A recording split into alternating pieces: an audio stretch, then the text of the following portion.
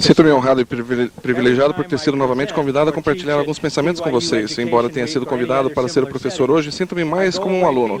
Toda vez que me apresento ao ensino na Semana da Educação da BYU, ou em um evento semelhante, saio sentindo que aprendi muito mais com vocês do que pude oferecer-lhes. Creio que esse é o desígnio de Deus e o que Ele quis dizer quando declarou nas Escrituras: ensinai a doutrina do reino uns aos outros. Todos somos professores, bem como alunos, e todos temos importantes responsabilidades no sistema de aprendizado no Senhor. Em Doutrina e Convênios 50, 17 e 23, o Senhor explica as obrigações dos professores e dos alunos e faz-nos uma importante promessa. Ele diz: em verdade vos digo, aquele que é ordenado por mim e enviado para pregar a palavra da verdade pelo Consolador, no Espírito da verdade. Permitam-me fazer uma parte nesse ponto do discurso. Não estou aqui cumprindo um cargo eclesiástico do sacerdócio, mas fui designado pelo sistema educacional da igreja. E se o Senhor me permitir, gostaria de mudar a palavra dessa escritura, de pregar para ensinar. Estou hoje aqui como professor e não como um pregador. Voltando agora às palavras do Senhor. Portanto, Ele ensina pelo Espírito da verdade ou de alguma outra forma. E se for de alguma outra forma, não é de Deus. Vocês podem ver que o Senhor espera que eu ensine pelo poder do Espírito. Se for de qualquer outra forma, por mais que eu tenha estudado ou me preparado, ou por mais interessante que seja a apresentação, não é de Deus. Isso coloca um bocado de pressão sobre mim. Coloquemos, então, um pouco de pressão sobre vocês. Vejamos a Escritura, e também aquele que recebe a palavra da verdade, esses são vocês, os alunos. Recebe-a pelo Espírito da verdade ou de alguma outra forma. E se for de alguma outra forma, não é de Deus. Portanto, eu tenho a obrigação de ensinar pelo poder do Espírito, e vocês têm a obrigação de ouvir pelo poder do Espírito. Ouvir não apenas com a mente, mas também com o coração. Não ouçam apenas as palavras minhas, mas também o que o Santo Espírito está dizendo da sua alma. Se vocês e eu fizermos nosso trabalho, o Senhor nos faz uma bela promessa. Vejam no versículo 22. Portanto, aquele que e aquela que ensina e aquele que recebe se compreendem um ao outro, e ambos são edificados e juntos se regozijam. Bem, vejamos essas frases. Adquirimos compreensão porque, na verdade, o Espírito que é o professor. Regozijamo-nos pelo que aprendemos e somos edificados. Gosto muito dessa palavra. Edificados não significa sentir-se bem. Significa que seremos engrandecidos ou melhorados. E às vezes isso não nos faz sentir bem, mas regozijamo-nos naquilo que o Senhor está nos tornando. Oro para que aquilo que tenho para dizer a vocês hoje seja acompanhado do Espírito da verdade e que sejamos edificados, mesmo que não seja agradável. Estou falando tanto para mim, ou talvez mais para mim, quanto para vocês. Não sei se vocês precisam ouvir essa mensagem, mas eu precisei prepará-la. Há mais de 20 anos, eu era um sumo sacerdote muito jovem e inexperiente em uma estaca no Arizona, e o presidente da estaca deu-me uma designação muito difícil. Tínhamos identificado um problema em uma das alas da estaca. O indivíduo estava espalhando sementes de discórdia entre os membros da igreja por meio das palavras e ações insensatas. O presidente da estaca tinha pedido a vários líderes do sacerdócio que trabalhassem juntos para resolver o problema. Como parte desse trabalho, ele também pediu-me que abordasse o assunto como parte de minha designação como sumo conselheiro de falar naquela ala. O presidente da estaca puxou-me para o lado e disse: você deve abordar o problema sem dirigir-se à pessoa. Chame o culpado ao arrependimento e ensine princípios corretos para a ala inteira. Sua recomendação final foi particularmente preocupante para mim.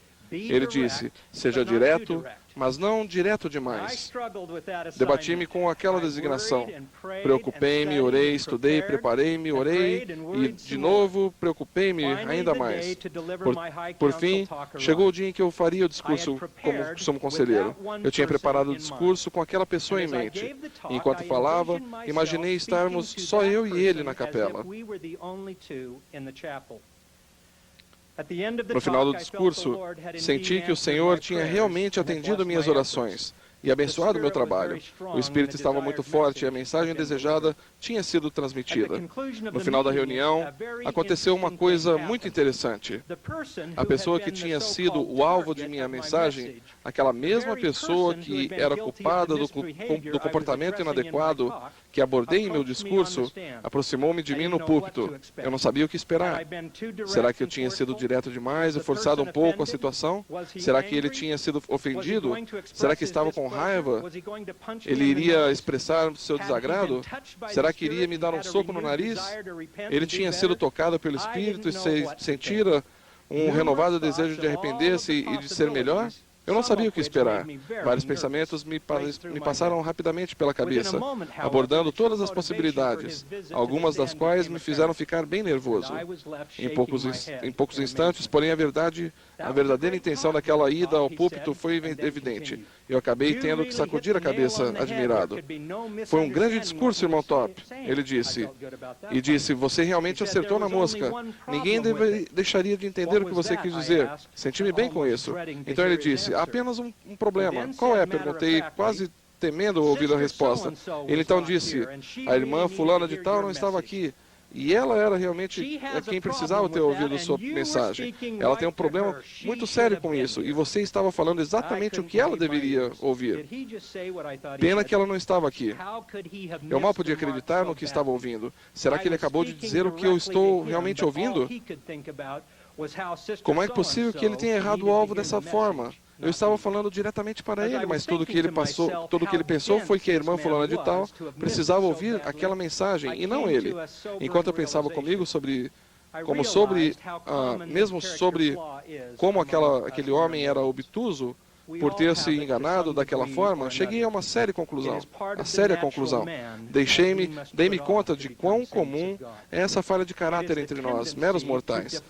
Ela faz parte do homem natural, do qual devemos nos despojar para tornar-nos santos de Deus. É a tendência de desviar um conselho e uma correção de nós para as outras pessoas. Vocês já notaram como é fácil vermos falhas e defeitos nos outros, mas quão dolorosamente difícil é olharmos profundamente para dentro de nós mesmos, encararmos nossas próprias fraquezas e reconhecermos a necessidade pessoal de mudar nosso modo de ser? Isso é difícil e doloroso, mas é uma das coisas mais importantes que devemos estar fazendo em nossa jornada para tornar-nos puros discípulos do Mestre. No Sermão da Montanha, Jesus ensinou uma preciosa lição sobre abster-nos dessa tendência do homem natural de julgar, criticar e condenar os outros, quando na verdade nós é que somos o problema. Ele ensinou seus discípulos, tanto aqueles que se sentaram a seus pés naquela encosta da montanha, quanto cada um de nós que figurativamente nos sentamos a seus pés, que julgamos menos os outros e humildemente analisamos mais o nosso próprio coração. E por que reparas tu no argueiro que está no olho de teu irmão e não vês a trave que está no teu olho? Ou como dirás a teu irmão, deixa-me tirar o argueiro do teu olho, enquanto estando uma trave no teu? Hipócrita, tira primeiro a trave do teu olho, e então cuidarás em tirar o argueiro do olho do teu irmão. É evidente nessa escritura que Jesus está usando um método de ensino chamado hipérbole. Trata-se de uma forma extremamente exagerada, e está certo, e até certo ponto, engraçada de testificar contra alguém que é rápido em apontar faltas e defeitos nos outros, mas que é cego para suas próprias faltas. Pode ser que vocês não costumem pensar em Jesus usando de humor ou sarcasmo em seus ensinamentos, mas ele o fez para ilustrar seus ensinamentos de modo que os ouvintes pudessem rapidamente compreender e se identificar. O humor dessa ilustração fica bastante evidente se analisarmos cuidadosamente o significado das palavras e depois visualizarmos o que Jesus estava dizendo. Na versão do rei Tiago da Bíblia, a palavra grega argueiro poderia ser traduzida como cisco, algo tão pequeno quanto uma partícula de pó ou um minúsculo objeto estranho que irritasse o olho. Em contraste, o termo grego que foi traduzido como trave denota uma grande tora, como as usadas em construção. Percebem o humor que há no uso que Jesus fez dessas palavras? Imaginem a situação em sua mente. Imaginem uma pessoa com uma viga de construção saindo de seu olho em que esteja muito preocupada com um pequeno cisco praticamente invisível no olho de seu próximo. É ridículo, mas é exatamente isso que o Salvador deseja que compreendamos. Pensem em quão estúpido seria alguém que tivesse uma viga de construção em cada olho criticar e corrigir uma criança por não amarrar direito o cadarço do sapato. Como ele poderia enxergar a criança? Ainda mais os sapatos. Infelizmente, muitos de nós, sem querer e às vezes deliberadamente, fazemos o mesmo, desviando o conselho corretivo que nos foi dirigido e, em vez disso, desdenhosamente, o lançamos contra outros. Esse desvio, mencionado pelo Salvador, é um julgamento injusto e ocorre de muitas maneiras, mas quase sempre termina em fofocas, intrigas e contendas. E todas essas coisas resultam na perda do espírito. A admoestação do Salvador, não julgueis para que não sejais julgados, frequentemente é mal interpretada. Praticamente todos os pais de adolescentes já ouviram essa escritura ser usada contra eles quando expressam seu desagrado em relação à escolha de seus amigos ou atividades do filho. Ora, meus próprios filhos deviam saber que isso não funcionaria em casa. Deviam saber que jamais deveriam entrar em um debate sobre interpretação de escrituras com o pai que é professor de religião, porque eu lhes diria, sim, conheço essa escritura, mas você sabe o que diz a tradução de Joseph Smith? Então eles sacudiriam a cabeça negativamente e sairiam. Eles aprenderam que não devem brincar comigo no tocante às escrituras. Vocês já notaram como as pessoas que frequentemente citam essa passagem, não julgueis para que não sejais julgados, inclusive nossos próprios filhos, às vezes gostariam que ela significasse que jamais, sob nenhuma circunstância, deveríamos fazer julgamento ou avaliações em relação a pessoas ou situações? Isso certamente não foi o que Jesus quis dizer. O Senhor espera que sejamos sábios e saibamos discernir o certo do errado. Todos precisamos fazer julgamentos e avaliações a cada dia. Às vezes, nossa própria vida, física e espiritual, depende desses julgamentos. Será que Deus espera que tenhamos uma atitude do tipo, o que será, será, e de não julgar quando vemos alguém correndo num carro esporte indo em direção ao cruzamento pelo qual iremos passar, e depois perguntar-nos se ele irá parar ou não no sinal vermelho? É claro que não. Será que devemos julgar aquele motorista e fazer algumas avaliações a respeito de sua intenção e comportamento? É claro que devemos. O que então Jesus quis dizer ao admoestar-nos a não julgar e como esse ensinamento se aplica a nós, em nossa vida e problemas do dia a dia? Para responder a essas perguntas, devemos examinar o significado da palavra julgar. Vejamos o que ela significa e o que ela não significa. A palavra grega que foi traduzida como julgar nesse versículo não significa discernir ou avaliar algo para se tomar uma decisão sábia. Seu significado é muito mais ríspido do que uma simples avaliação ou discernimento. Nesse contexto, a palavra significa condenar, como quando alguém recebe uma sentença de prisão ou de morte. Or ultimately to death. It connotes a sense of finality.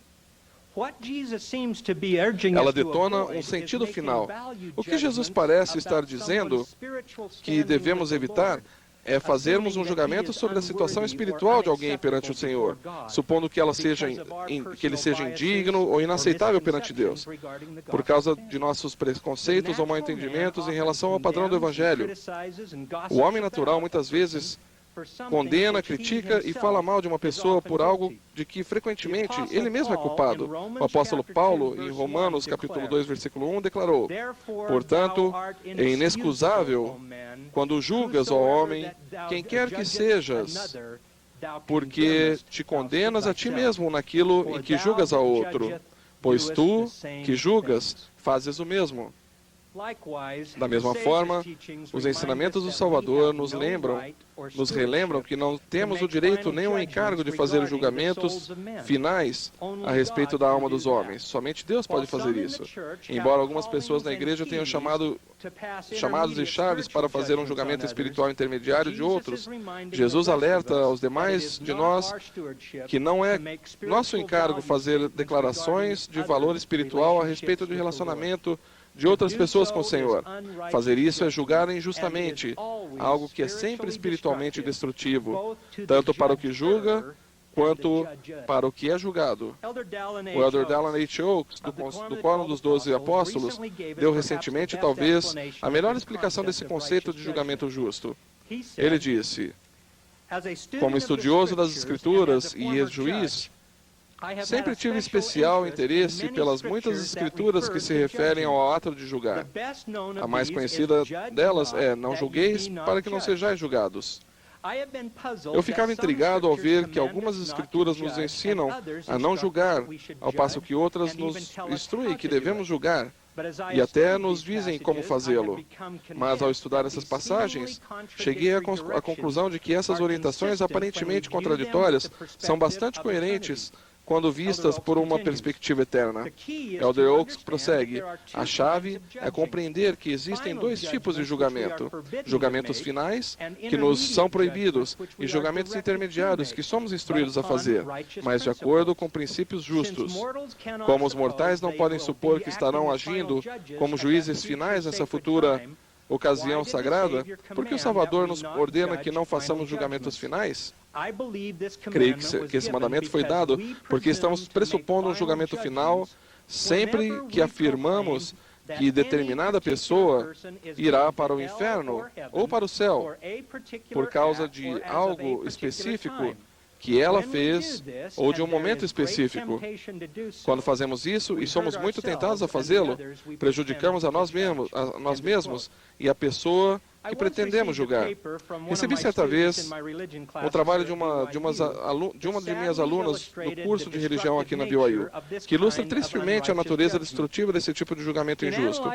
A analisar a revelação referente aos 3 graus de glória, conforme registrado em Doutrina e Convênio, seção 76, aquela jovem da minha classe destemidamente declarou que seu pai herdaria o reino terrestre. Nas várias páginas de seu trabalho, ela relatou todas as maneiras pelas quais seu pai tinha rejeitado o Evangelho. Pude sentir um profundo ressentimento por parte dela, mas havia algo mais, algo espiritualmente mais perigoso. Havia uma certa raiva e amargura dirigidas ao pai dela por não filiar-se à igreja. Era evidente que ela o tinha condenado à glória terrestre, como se dissesse, e nada mais. Fiquei tão perturbado com seu julgamento emocional que escrevi algumas observações em seu trabalho.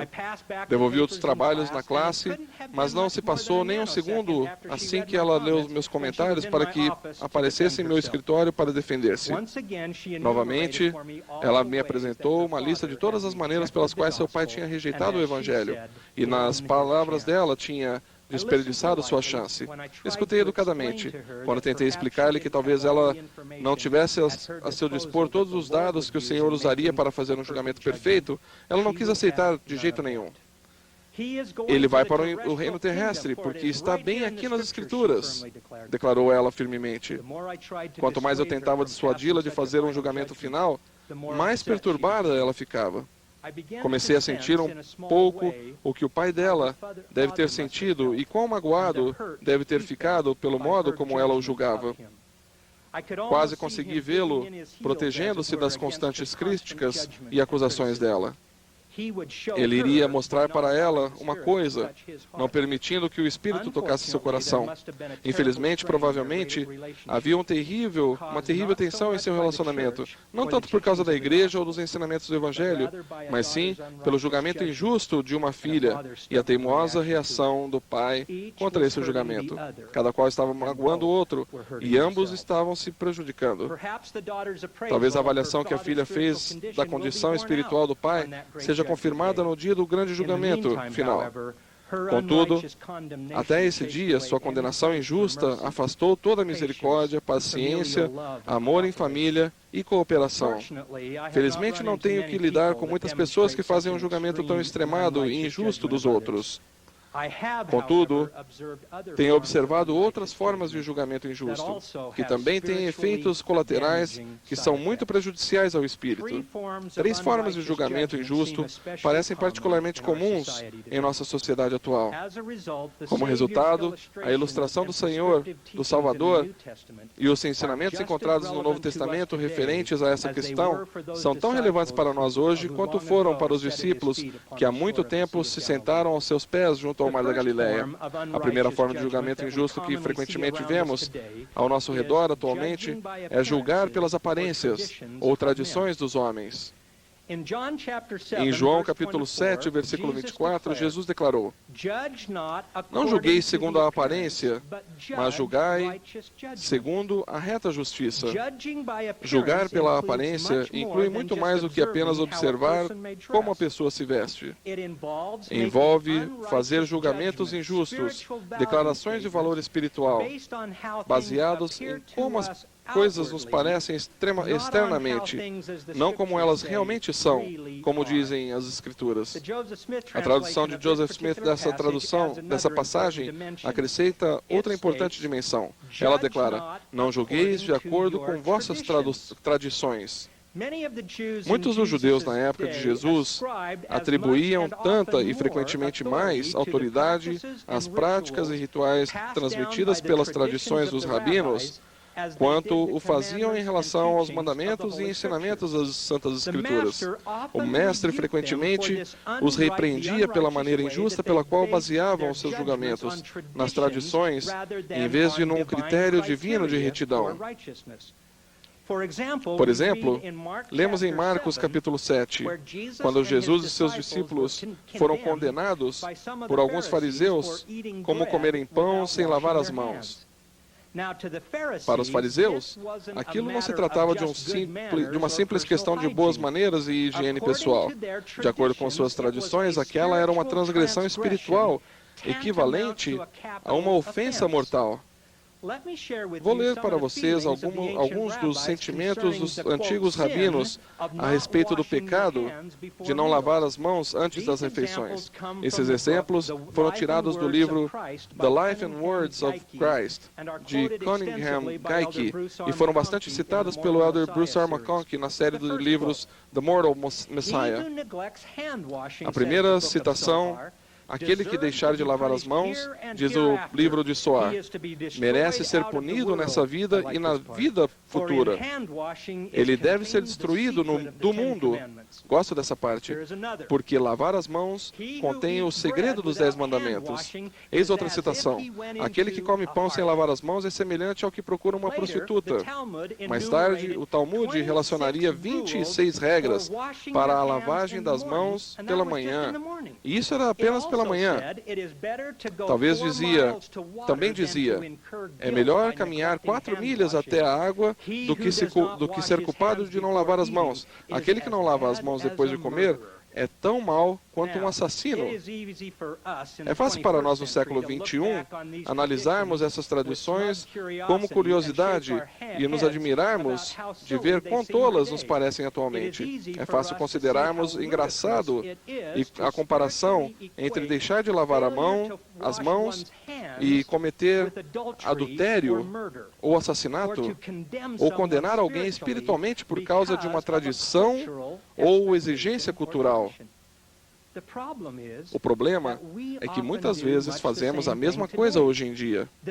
A diferença é que fazemos nossos julgamentos injustos baseados numa cultura diferente e em tradições diferentes e expectativas diferentes numa época diferente. Se não tomarmos cuidado, podemos colocar o evangelho cultural ou o evangelho segundo a interpretação popular à frente do verdadeiro evangelho ensinado pelo Salvador. Às vezes esperamos muito dos outros e de nós mesmos por causa de nossas tradições, expectativas ou cultura ou falsos preconceitos relacionados ao que o Senhor espera de seus discípulos.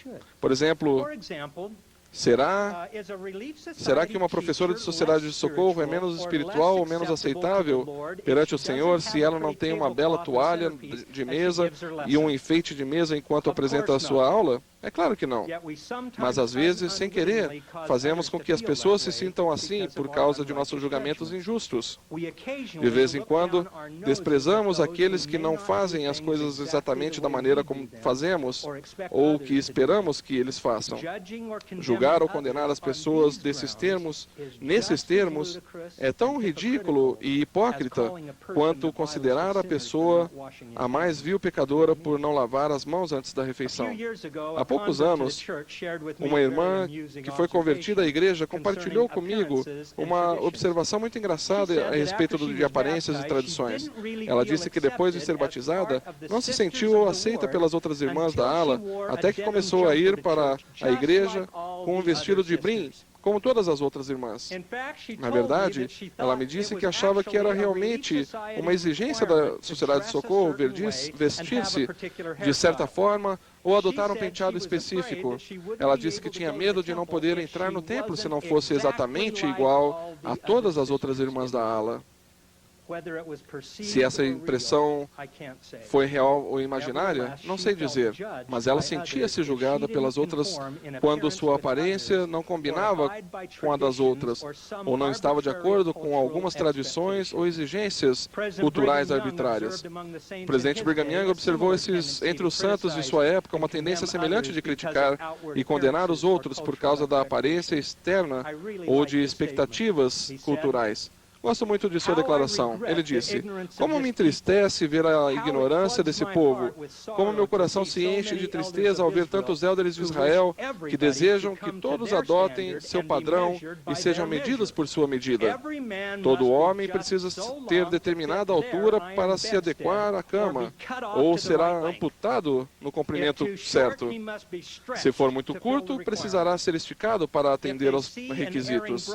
Se eles veem um irmão ou irmã errante cuja vida não seja condizente com a ideia de fazer que fazem das coisas, eles concluem imediatamente que aquela pessoa não pode ser um santo e se afastam dela, concluindo que, se eles estão no caminho da verdade, as outras pessoas precisam ter exatamente o mesmo peso e dimensões que eles têm.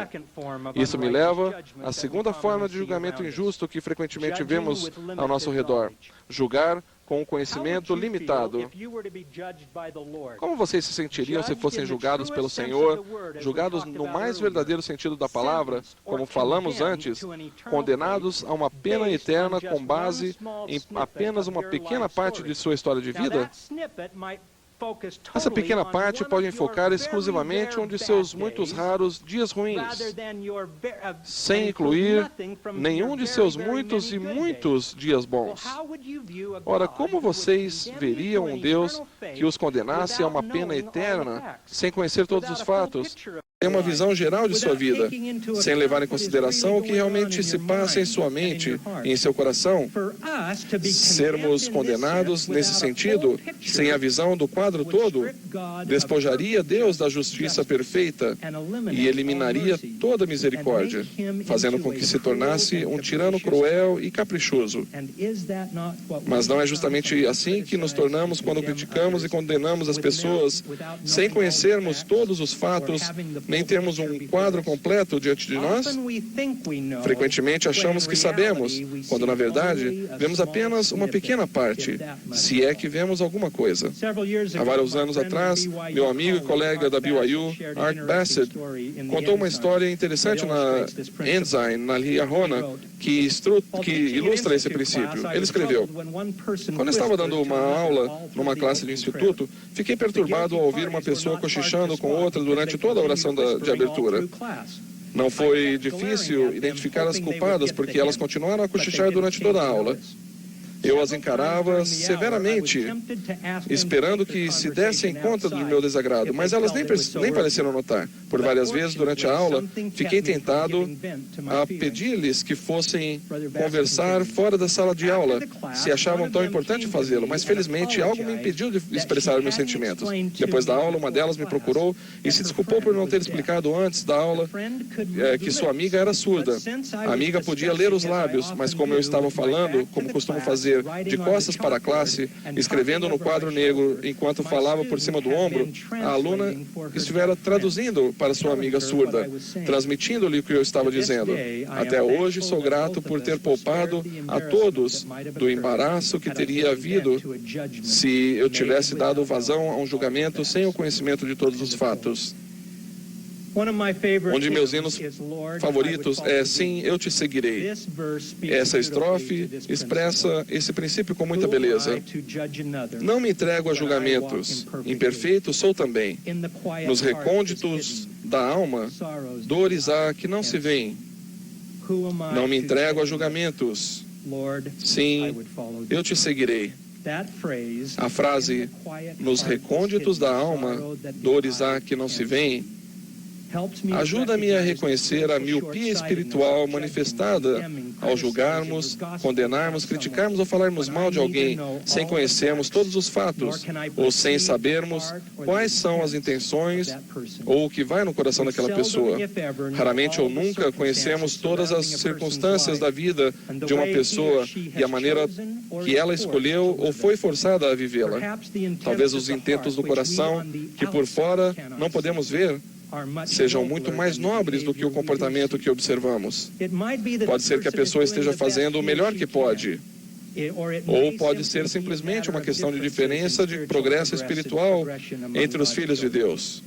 O Elder H. Burke Peterson, do ano dos 70, ensinou: se você tiver a tendência de criticar ou julgar, lembre-se de que nunca vemos o alvo no qual a pessoa está mirando na vida. Apenas vemos onde ela consegue acertar. Evidentemente, fazemos um julgamento injusto quando condenamos ou criticamos uma pessoa sem conhecer todos os fatos, inclusive os desejos e intentos de seu coração, que somente Deus pode conhecer. Por outro lado, julgar com um julgamento justo, como o Salvador nos ordenou, significa dar à pessoa todo o benefício da dúvida. Não significa desculpar-nos o que ela fez de errado ou injusto, mas sim tentarmos compreender.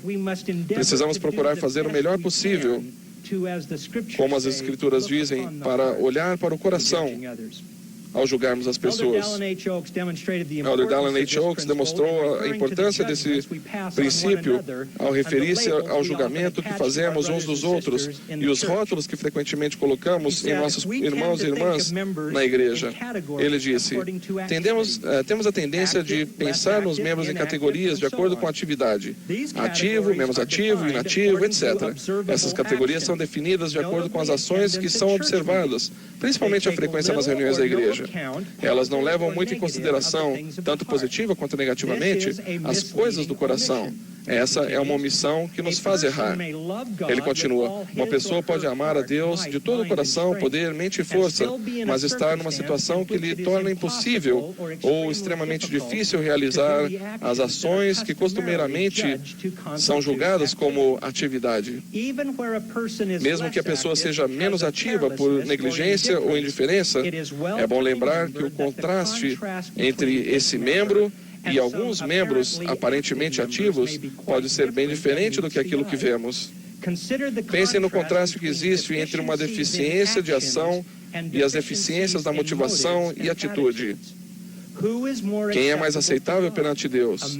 Um homem que é indiferente para com Deus e seu semelhante, mas vai regularmente à igreja para promover seus interesses comerciais? Ou um homem que ama a Deus e seu semelhante, mas raramente frequenta as reuniões? Esses dois homens estão perdendo bênçãos e crescimento. Mas qual está em melhor posição de colocar sua vida em total harmonia com Deus? O padrão de frequência pode ser alterado de um momento para o outro. Uma nova resolução comprovada pela conduta subsequente pode reparar a inatividade, mas um defeito no coração é muito mais grave e exige muito mais tempo e esforço para ser reparado. Isso me leva à terceira forma de julgamento injusto, que todos vemos muito frequentemente a nosso redor, que é julgar os outros e nós mesmos com uma expectativa muito realista ou injusta, pouco realista ou injusta. Há vários anos atrás, Numa sessão geral do sacerdócio, Elder Jeffrey R. Holland, do Quórum dos 12, contou-nos um sonho que tivera muitos anos antes. Ele tinha acabado de disciplinar seu filhinho e o mandado para a cama sem a costumeira história que ele contava na hora de dormir, e os abraços e beijos, e a oração antes de dormir. O Elder Holland disse-lhe que tinha ficado muito desapontado e que esperava muito mais dele. O Elder Holland, então, contou o sonho perturbador que teve durante a noite. Ouçam as palavras do próprio Elder Holland. Sonhei que Matt e eu estávamos carregando 2 carros para uma mudança. Por algum motivo, a sua mãe e sua irmã, que ainda era bebê, não estavam presentes. Quando terminamos, virei para ele e disse: "Está bem, Matt, você dirige um dos carros e eu dirijo o outro." Aquele obediente menino de 5 anos subiu no assento e tentou segurar o imenso volante. Fui até o outro carro e dei a partida. Quando comecei a sair, olhei para ver como meu filho estava se saindo. Ele estava estava esforçando-se mesmo. Tentou alcançar os pedais, mas não conseguiu. Também tinha mexido nos controles e apertado os botões, tentando dar a partida no motor. Eu mal conseguia vê-lo atrás do painel do carro, mas ele estava olhando para mim com seus imensos e belos olhos castanhos, cheios de lágrimas. Quando eu dirigi o carro para longe, ele gritou: "Papai, não me deixe. Não sei como fazer isso. Sou muito pequeno." Mas eu fui embora. Ele continua: "Pouco tempo depois, dirigindo por uma estrada que passava pelo deserto, em meu sonho, subitamente dei-me conta horrorizado do que havia feito. Parei bruscamente o carro, abri a porta e comecei a correr o mais rápido que pude. Deixei o carro, as chaves, os pertences e tudo, e corri. O asfalto estava tão quente que me queimou os pés, e as lágrimas impediam-me de ver o menino em algum lugar no horizonte. Continuei correndo, orando, suplicando para ser perdoado e para que encontrasse meu menino em segurança. Ao fazer uma curva, quase prestes a cair de exaustão física e emocional, vi o carro no qual eu tinha deixado Matt. Estava estacionado cuidadosamente ao lado da estrada e Matt estava rindo e brincando ali por perto. Um homem idoso estava com ele, brincando com ele. Matt me viu e gritou algo como: "Oi, papai, estamos nos divertindo." Obviamente, ele já havia esquecido e perdoado a terrível transgressão que eu cometera contra ele. Mas o olhar do homem idoso aterrorizou-me, seguindo cada um de meus passos. Tentei dizer obrigado, mas seu olhar estava cheio de tristeza e desapontamento. Murmurei uma desculpa e o estranho simplesmente disse: "Você não devia tê-lo deixado sozinho para fazer algo tão difícil. Isso não teria sido exigido de você." Elder Holland termina dizendo: "Com isso, o sonho terminou e ergui-me subitamente da cama. Meu travesseiro estava molhado, não sei se de suor ou de lágrimas." Aquela última frase, proferida pelo homem idoso no sonho de Elder Holland, impressionou-me. "Isso não teria sido exigido de você." Essa frase ilustra a armadilha espiritual que há em julgarmos as pessoas com uma expectativa pouco realista ou injusta. Às vezes esperamos que um menino de 5 anos haja como um homem de 50, ou esperamos que mortais hajam como deuses. Geralmente, porém, temos a tendência de ter mais paciência e ter misericórdia e sermos compreensivos com os outros do que com nós mesmos. Também é muito comum que alguns de nós consigamos realmente nos abster de fazer julgamentos injustos das outras pessoas, mas nos condenamos sem piedade por causa de nossa incapacidade de atingir alguma expectativa injusta ou pouco realista que colocamos sobre nossos ombros. Frequentemente esperamos e exigimos de nós mesmos algo que jamais pediríamos a outros. Já notaram que para um perfeccionista, não importa o quanto faça, para ele nunca será suficiente? Esse é um dos estratagemas mais traiçoeiros de Satanás. O Elder Neil A. Maxwell disse: "O autodesprezo vem de Satanás. Ele então deu alguns conselhos sábios sobre como podemos evitar um julgamento injusto de nós mesmos. Ele disse, podemos distinguir mais claramente entre o descontentamento divino e a desarmonia do diabo, entre a insatisfação com nossa própria vida e o autodesprezo. Necessitamos do primeiro, mas precisamos eliminar o segundo, porque quando a consciência nos chama do alto para da próxima aprovação, não é simplesmente para repreender-nos, mas também para incentivar-nos. Ele prossegue dizendo, podemos vislumbrar o quanto já subimos ao longo do caminho da perfeição. Geralmente, é bem mais do que reconhecemos. E essa reflexão renova nossa determinação. O Elder Maxwell diz ainda, podemos fazer um tranquilo, porém sincero inventário de nossos pontos fortes. A maioria de nós somos contadores desonestos e precisamos de auditores externos para confirmar nossas avaliações. Aquele que foi expulso durante o primeiro estado se deleita ao ver-nos depreciar-nos. O autodesprezo é de Satanás. Isso não existe no céu. Devemos, evidentemente, aprender com nossos erros, mas sem ficarmos eternamente a contemplar o replay instantâneo, a ponto de ele tornar-se o próprio jogo da vida. Podemos saber quando realmente fizemos o melhor que pudemos. É como pagar o dízimo integral.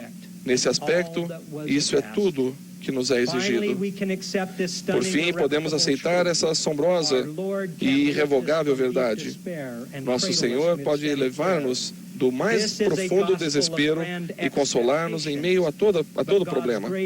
Esse é um evangelho de grandes expectativas, mas a graça de Deus será suficiente para todos nós, se lembrarmos que não há cristãos instantâneos.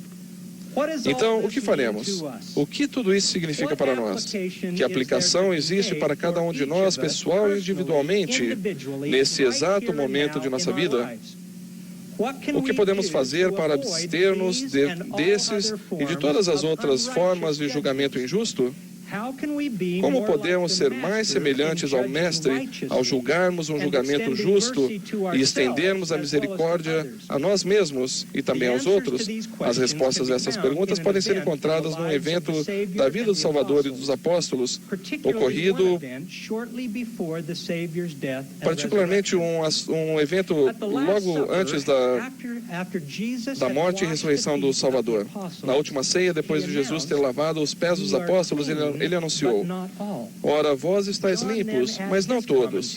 João, então, acrescentou este comentário ao relato. Ele disse, porque bem sabia que quem o havia de trair, por isso disse, nem todos estáis limpos. O Evangelho de Marcos declara mais explicitamente, e diz, e quando estavam assentados a comer, disse Jesus, em verdade eu vos digo que um de vós que comigo come, há de trair-me.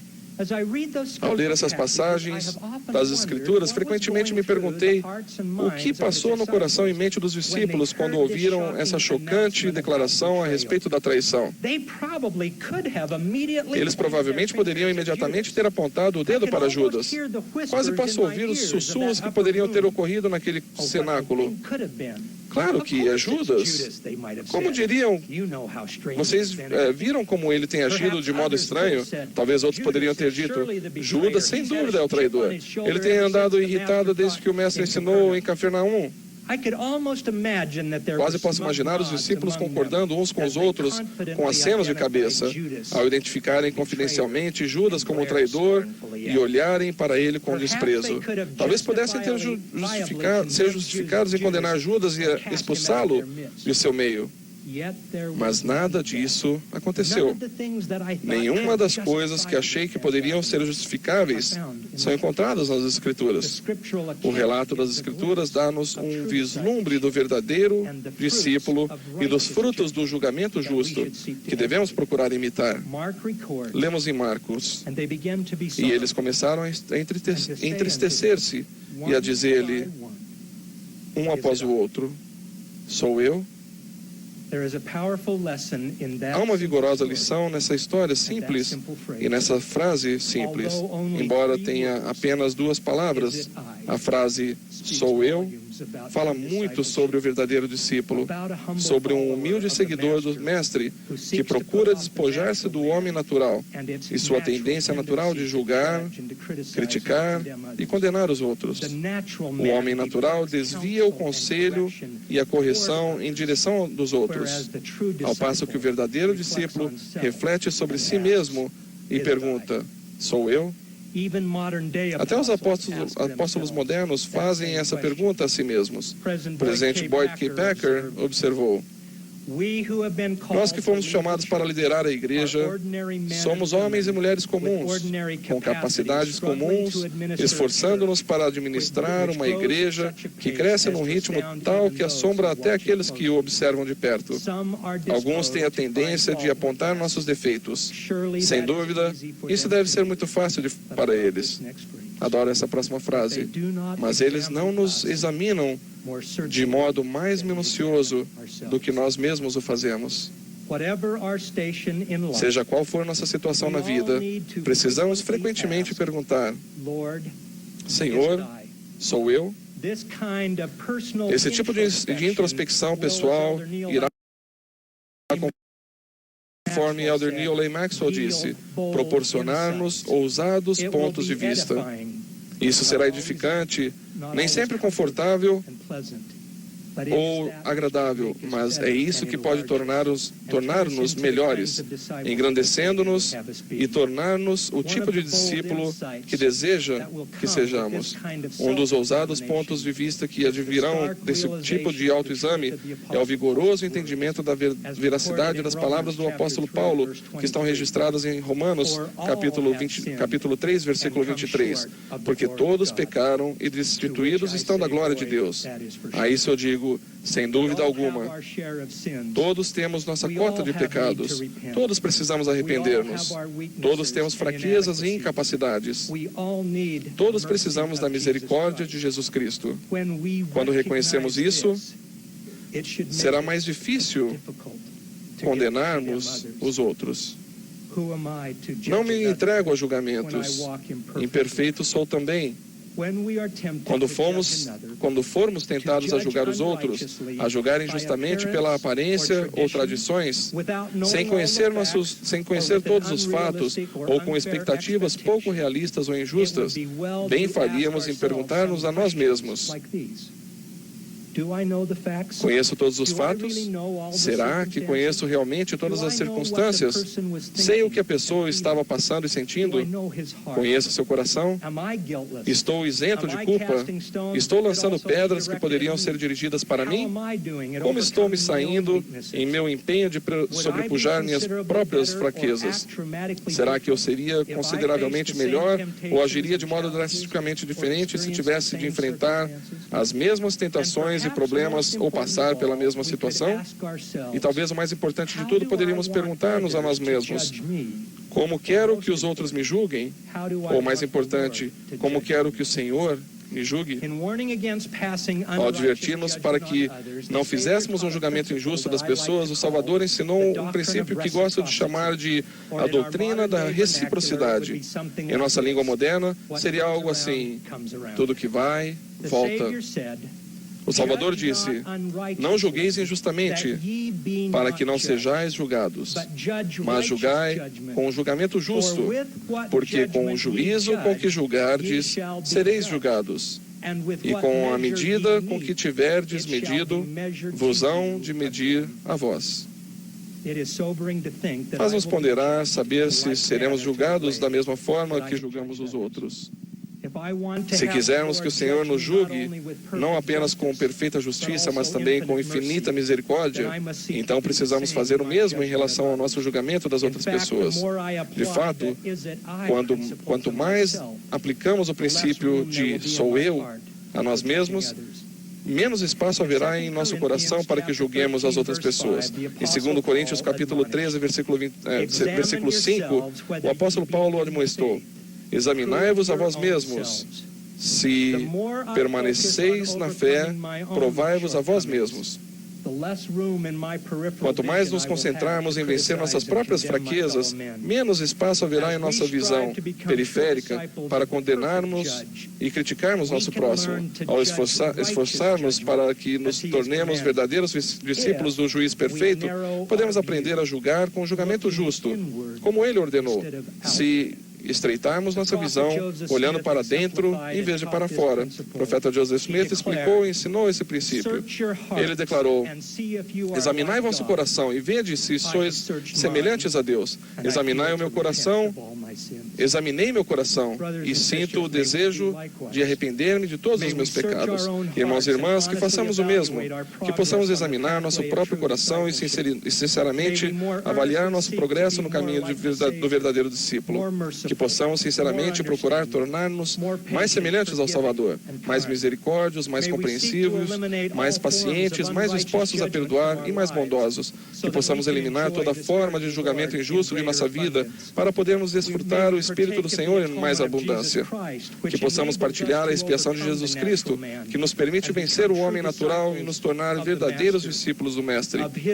Dessa perfeita justiça e misericórdia e de sua divindade, eu presto testemunho. Em nome de Jesus Cristo. Amém.